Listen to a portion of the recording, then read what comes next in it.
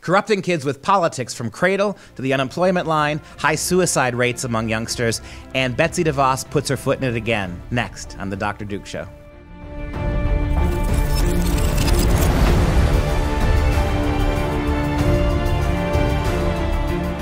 Hi, everyone. I'm Dr. Duke, and thank you for joining us today. As always, I'm joined by Katie Petrick of the Healthy Republic for today's countdown of top stories. Katie, what do you have for us this week? So this week, we're actually going to span an entire generation, and we're going to start with our babies.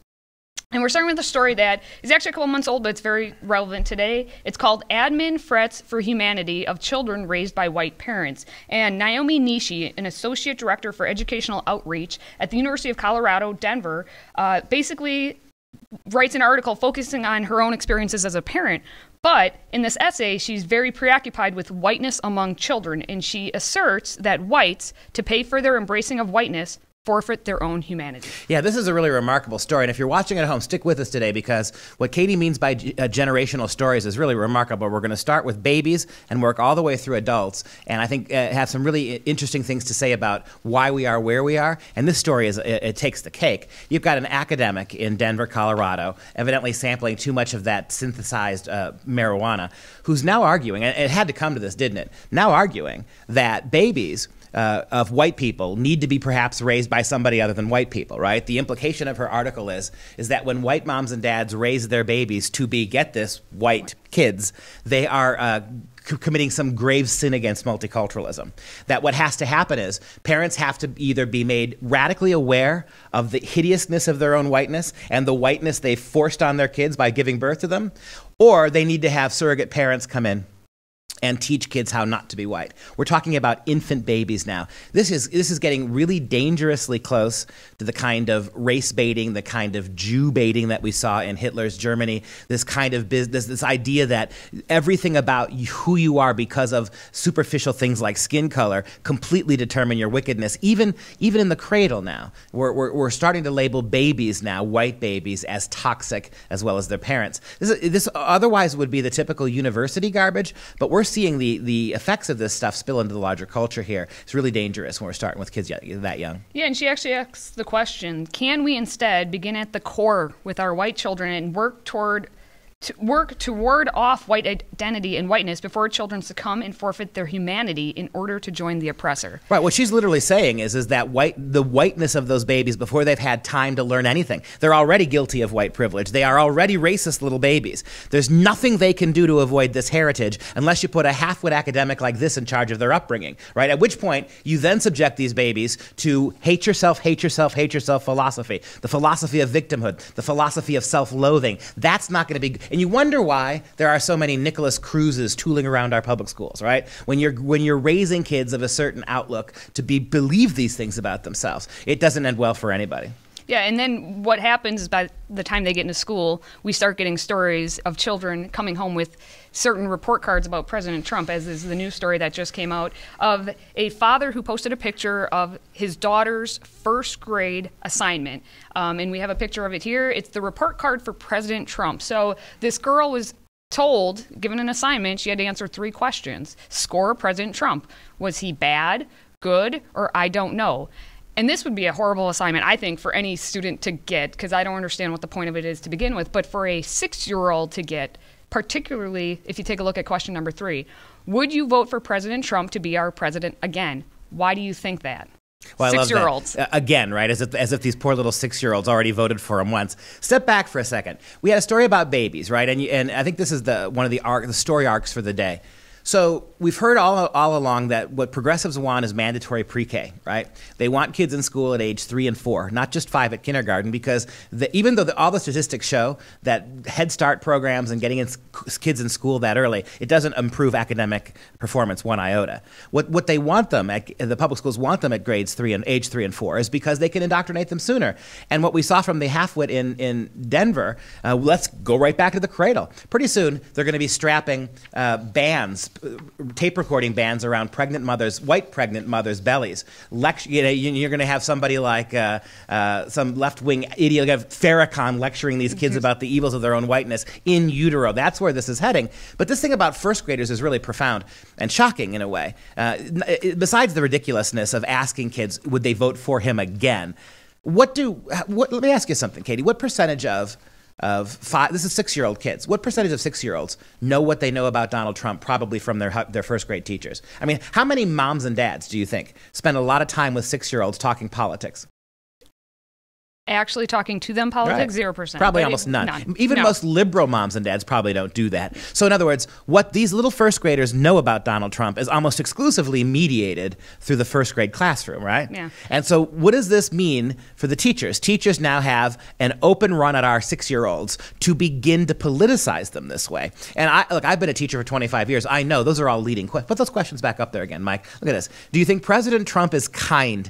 Why do you think that? First of all, you can a 6-year-old might be able to answer the first part of that question, not necessarily accurately, right? But could have an opinion. Do you think President Donald Trump is kind? But how do you get a 6-year-old to reflect on the second part of that? Why do you think that?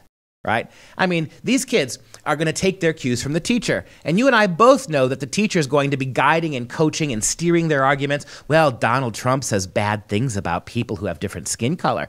Donald Trump doesn't want open borders so people can come and go as they please. In other words, this entire assignment is an exercise in brain scrubbing. And not just scrubbing brains, but planting certain kinds of seeds, weeds in this case, that are going to grow and come to overwhelm the minds of these little children before they even know what those questions are asking them. We're polluting their little minds. And so this is, we've seen what's happening with babies. Babies shouldn't be raised by their parents until they get to the age of preschool, which point they get into the public schools. Then at first grade, we can start hitting them with this kind of stuff. But we're already teaching to first graders sexuality way beyond their years. We're already forcing into the minds of little 6- and 7-year-olds all sorts of transgender ideology. Why not? I mean, the entire curriculum's gone full boat political all the time, and this is part and parcel of it. Yeah, I want to say a shout out to the dad for actually putting a picture of this up and pointing out, I think, as hopefully all the parents are telling the teachers to stop doing this, he put a tweet out afterwards saying that my daughter knows who Trump is, but we don't talk politics because she's 6. And we talk about being honest and respectful and kindness and responsibility, because I'm pretty sure that's what parents are supposed to be teaching their children at that age so they can understand their classmates, not who Donald Trump is and if he's kind or safe. Well, let me take you back, Katie, 10 years. Exactly 10 years ago this year when Barack Obama was elected president for the very first time. Remember all those clips? And we've shown them on Freedom Project 24 times. Maybe Michael put some links up for you. We've shown these clips of 5-year-olds and 6- and 7-year-olds back in 2008 who were singing hymns of praise to Barack Obama in public school classrooms, how public school teachers were marshaling all these kids together and filling their heads with all this propaganda about Obama, positive propaganda about Obama, and making them sing hymns, almost hymns of joy to the great reconciler Barack Obama. So we shouldn't be surprised when a liberal progressive Democrat is president, this becomes church, right? Hallelujah to the new president. When a Republican, even a kind of not real Republican like Donald Trump, becomes president, well, we use those exact same tools. Now we curse and condemn. Use the elementary middle school to curse and condemn. There is no good reason, Mom and Dad, not one, why you should keep your kids in schools like this. Get them out fast, because these are the most formative years of those babies' lives. By the time they're 5 and 6 and 7 years old, they're already having things foisted on them that will be awfully hard for you to change them by simply taking them to church once a week. Let this be a lesson. Yeah, and if you take it back 10 years, and when they were 6 years old then, 6, 7, 8, how old are they now? 16, 17, 18? That's right. And who do we have coming up now? Exactly. Point that out to you. Not to jump on your line here, but exactly right. Right now, kids like Mike Hogg, David Hogg. These Parkland kids who are one-note Johnnies, who have this huge microphone and this huge platform, who are lecturing the rest of us rather intolerantly and with very little information on their side how we should change the Constitution, how we should change our culture, right? Yep. Those kids that were singing kindergarten hymns of praise to Obama are now people like Mike Hogg.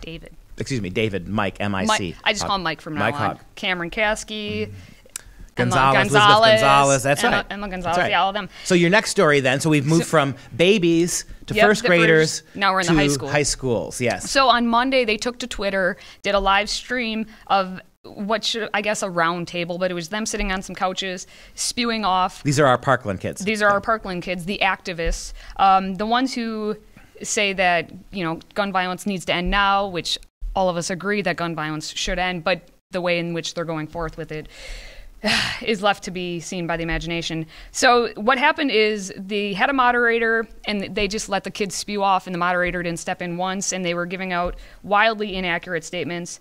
We have a clip. There is a lot of racial disparity in the way that this is covered. If this happened in a place of a lower socioeconomic status, or a place where like a black community, no matter how well those people spoke, I don't think the media would cover it the same.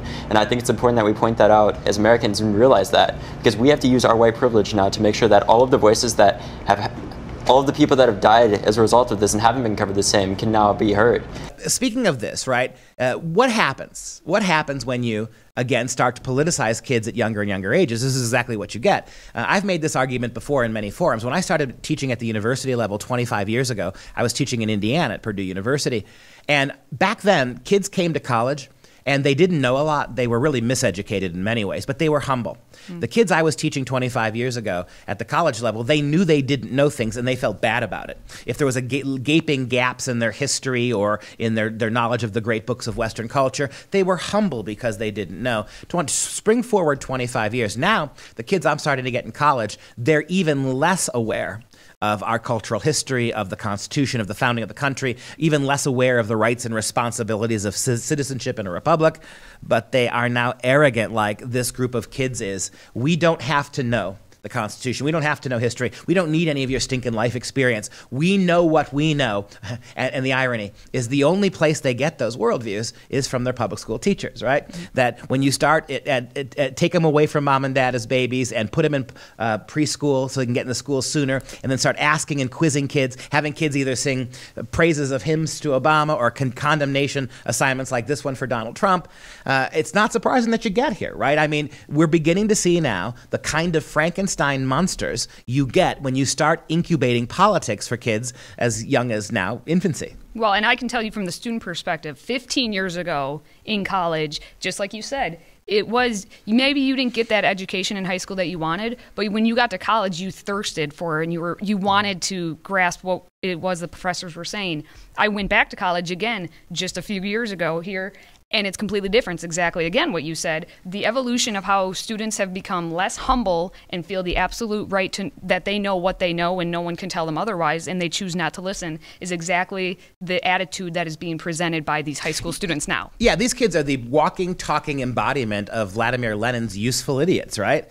These are kids that are really high on zeal, and that's why, by the way, it was during the 60s revolution, right? College campuses became transformed. It was always college kids that were mobilized to transform these schools. All the American left has figured out is that if college kids, 20, 21-year-olds, are that full of rage and hormones that they can be manipulated into doing things against their own interests violently, we can take over college campuses. They've just figured out now the younger the kid, the more malleable, the less they know, the more fallow ground they are to plant the seeds of any kind of activism they want.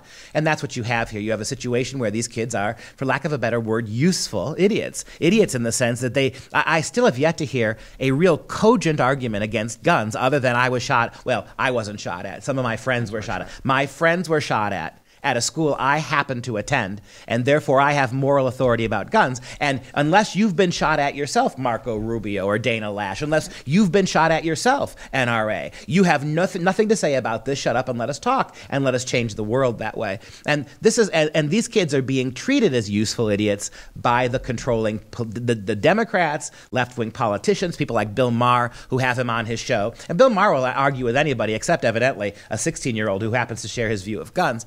And you see the same thing here in these very highly scripted. Notice this also about these kids. All of these so-called grassroots videos that these kids are in, the production values are better than anything you see on Fox News. I mean, all of it is scripted. It's lit exactly the right way. These moderators are, can you imagine if we actually had moderators of debates and news forums, just like the ones that these kids get, where they just sit there and shut up. They don't interject their own politics. They let speakers speak, right? They give absolute credence to what their guests are saying, right? That never happens unless you're a 16-year-old who's anti-gun. Then it happens all the time. And so in their quest to, I guess, take out the gun violence, they are completely ignoring another issue that I think they really should be, these teenagers, considering that the ones who are happening, we have a story on teen suicide. What they found, the newest study that came out is in the past decade, so they went from 2006 to 2016, we've seen a huge spike in terms of percentage per 100,000 10 to 17-year-olds, and huge spike in suicide. And a lot of it's from white males. They've seen a 70% increase overall in terms of whites and a 77% increase in terms of black teenagers killing themselves, though that number is still lower. But we're not addressing this as an issue. We're addressing, well, take away the guns because that'll solve everything. Yeah, and this is actually the Centers for Disease Control report, right? This is no right-wing organization pointing out that from about 2010 through about 2016. 10-year period, 2006 to 16. Yep. 2006 to 2016, 70-something% more suicides for blacks and whites. Now, black kids still kill themselves, at lower rates. Nevertheless, and this is the really money quote from all of this, which demographic, again, say that again, Katie, which demographic is the one that's slaughtering itself at the highest levels? White males. White males, right? And so when you formulate a public education system that's less interested in student achievement and more interested in drumming up racial grievance industries, when you tell kids, particularly white kids, that they have privilege, that they're guilty, that no matter what they do, they've exploited other people, when you, in classrooms, actually have white kids pretend to be slaves and black kids pretend to be owners as a way of justifying something that happened 150 years ago, when you tell white male kids that their white masculinity is toxic and you have to re-educate them, are you surprised at all? This is the real story here, that American public schools are driving young white men to kill themselves. Why wouldn't they? If you start we want to start it with babies, right? We want to go back, according to this professor at the University of Colorado, Denver, we need to go back and start convincing babies, particularly white male babies, of their own wickedness from the time we read them their first nursery story. Are we surprised then that two things happen? When you do that to any group of kids, it could be any group of kids, any race of kids, gender of kids, sexuality of kids, you target white males for this kind of abuse, you defame them, you traduce them, you make them feel as if they are guilty and responsible for the evils of the world. One of two things is going to happen, Mr. Hogg. One, they're going to grab something to do. They're going to lash out some way. And if there's a gun handy, they're going to lash out that way. If there's a car handy, they're going to lash out that way. They're going to lash out against others, or they're going to kill themselves. And here's the thing. Kids in this country are killing themselves at the teenage level much, much, much more than anybody shooting up schools, right? More kids are dying every day, every month, every year from suicide than will die for the next 10 years in every single school shooting combined. And until you get concerned about that, the same schools that are now crying and whining that we need gun control, the same 16 and 15-year-olds who have been granted absolute moral authority to rewrite our Constitution, are the same 15 and 16-year-olds who in other cases are killing themselves because of what's happening in the schools and this culture. That's the real takeaway from all of this. And then if they, aren't committed suicide and going on to become a little bit older, they're becoming hopeless. If anything, they're living a hopeless existence. And that's where we're finding the Millennial Generation right now. As reported in studies recently done, 66% of millennials have nothing saved for retirement. The ones I picked out, just knowing that they're in their either late 20s or early 30s, and their jobs just tell you exactly how this is going to go. So we have a guy named John Good, 34, who's a chocolatier. All right. Which I didn't know that was a job, but it is. He says capitalism might still exist in 2050, but I don't expect people will be happy about it. If capitalism is replaced, his ideal economic model is one where all the basic necessities are covered. They're abundant and free.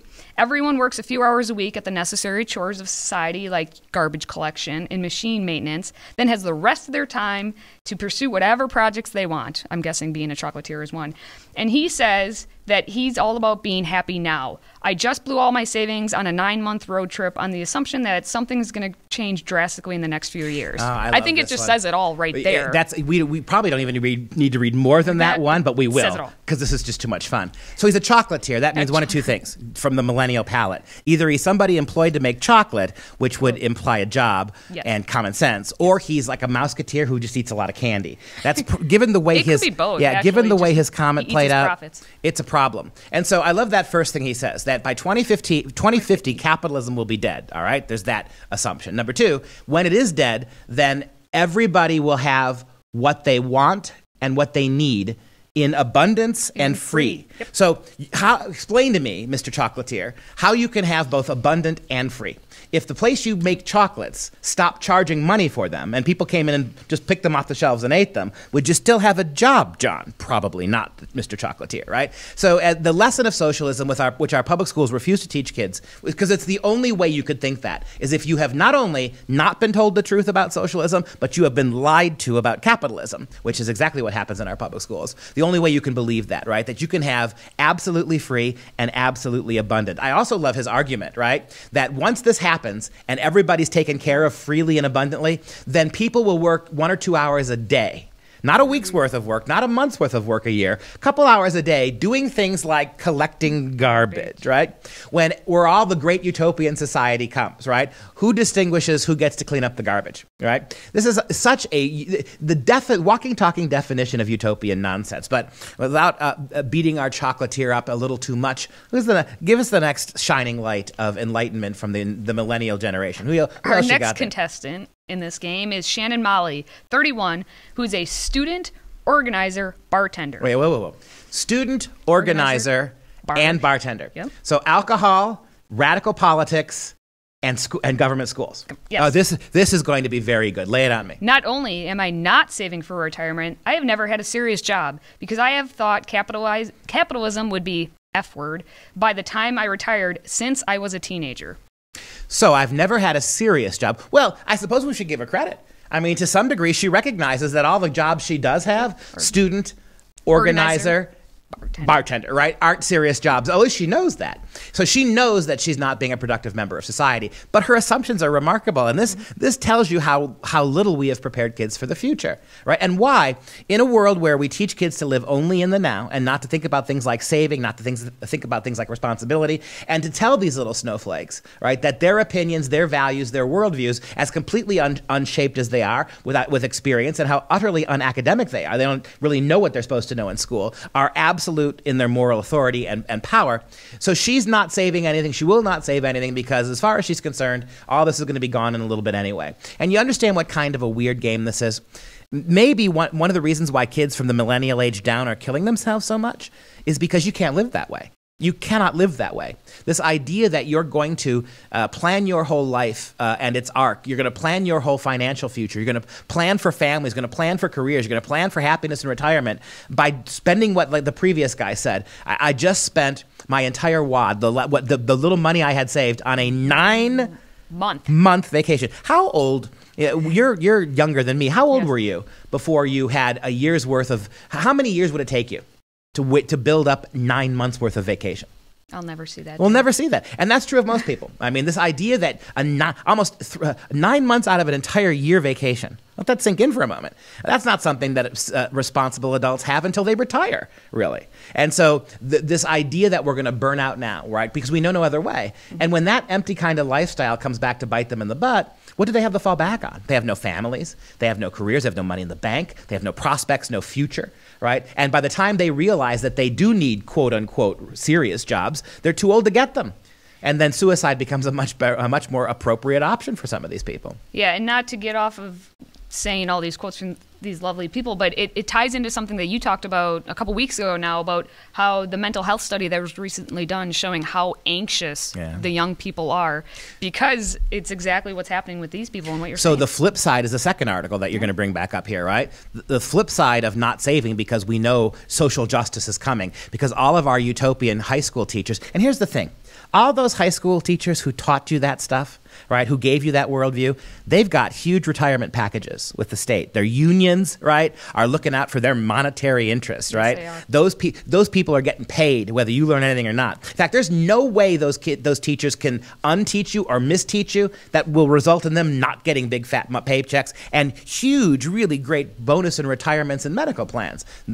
Teachers may not be paid as much as other workers, but my goodness, the benefits they have are pretty remarkable. I'm a teacher. I know this. And So the same people who are corrupting you this way are people who are well cared for financially.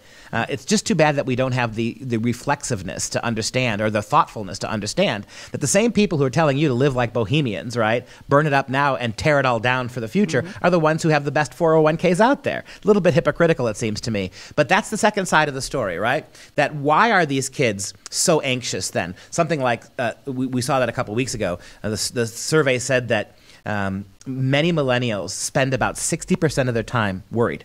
Yeah. Worried about the future, worried about, 67% of them said they come across problems and they feel like there's no one to help them. 56% of them say there's no support system, that everything, it only heightens their problems, and they're stressed out all the time. And I see it with the younger college students.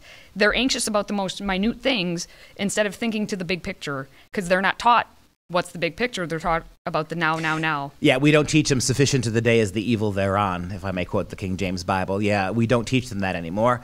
They fret the little things and they ignore the big things. They worry about microaggressions. They worry about somebody who misidentifies their gender. What are they going to? They're worried about being called racist and being marginalized because they don't believe what everybody else believes. But the broader aspects of life, they're just incapable of planning or thinking about. It's a recipe. It explains. If you go back to where the arc started, right? Yeah. We get from to babies through the millennials, right? To adults acting like little babies. Real little babies being politicized, who become adult babies who act like children and have no boundaries, no moral boundaries, no ego boundaries, and yet also no hope, no clue, and no future. That's what we have reaped on the American public school system for about 30 years. And now we are sowing the dangerous, toxic ignorance and shocking arrogance that comes with that kind of a progressive worldview. In this corner, your pugilistic pundit, the Duke of Diplomacy, the Professor of Patriotism, the Doctor of Domestic Tranquility. This is Right Makes Might with Dr. Duke. Well, Donald Trump's education secretary, Betsy DeVos, kind of stepped in it again. You may remember that Donald Trump promised us he was going to get rid of the Department of Education when he ran for president. It doesn't look like that's going to happen. And Betsy DeVos herself said 6 months ago that Common Core is gone. We don't have to do anything. So all of a sudden, 10 years of Common Core just vanished like the morning dew, and she doesn't have to lift a finger for it. And finally, just the other day, she was being grilled by a congressional committee about education. This is really disturbing. Democrat Representative Catherine Clark of Massachusetts kept hitting her again and again and again that private schools and charter schools by nature discriminate because they don't accept everybody. Basically, the argument that these Democrat halfwits are making is private schools should more or less be regulated, and charter schools, because they can't take everybody all the time. So the very nature, the premise of these schools is discriminatory. And they kept hammering Betsy DeVos. Will you require private charter schools receiving federal money to follow federal civil rights laws with regards to bathrooms, right? This was a big line that she has to toe. Just because a private school takes a little bit of federal money here and there, and a Christian school for that matter, do they have to conform to every aspect of the federal government schools, public schools?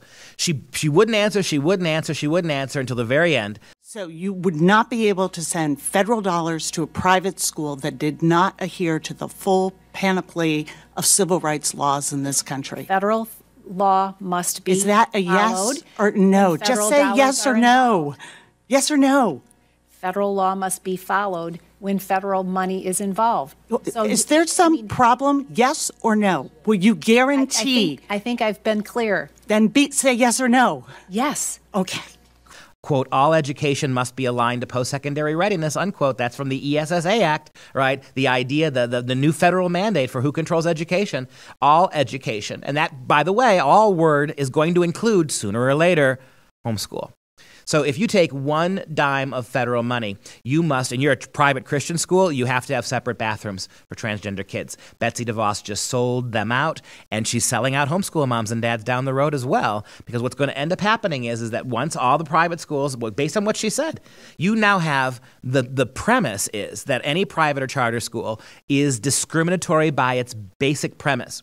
So it's not just about bathrooms. If your private school in a very white neighborhood doesn't have enough African American kids, that's a federal lawsuit coming your way because Betsy DeVos refused to toe the line. The Every Student Succeeds Act, December 2015, is what they're talking about here. The only solution here, Mom and Dad, is for more of you to pull your kids out of these toxic public schools and educate at home. The more you do that, the harder it will be for even well-meaning, inefficient people like Betsy DeVos to screw it up. Do you like what you've seen on today's show? Catch the Dr. Duke Show free online every Thursday at 2 p.m. Central Standard Time on YouTube and Facebook Live. Then listen to it again on the podcast version on SoundCloud and iTunes. And don't forget to subscribe and leave us a 5-star review, because it just makes sense. And now, it's time for Dr. Duke's Quote of the Day. On the topic of suicide, G.K. Chesterton once observed that a man who kills a man simply kills another man. The man who kills himself kills all men. As far as he is concerned, he has wiped out the world. And there is something narcissistic and self-destructive, not just for the suicide who kills himself, but the idea that he is blotting out the rest of the world as well. Kind of a narcissism there. Well, we know that we have an epidemic of suicides among American teenagers. The Centers for Disease Control have been monitoring this very carefully. Between the years 2006 and 2016, suicides are up 70% for white teenagers. For black teenagers over that same span of time, they're up 77%. African-American kids do not kill themselves at the same rate as white kids. So the number of white kids dead is still much higher.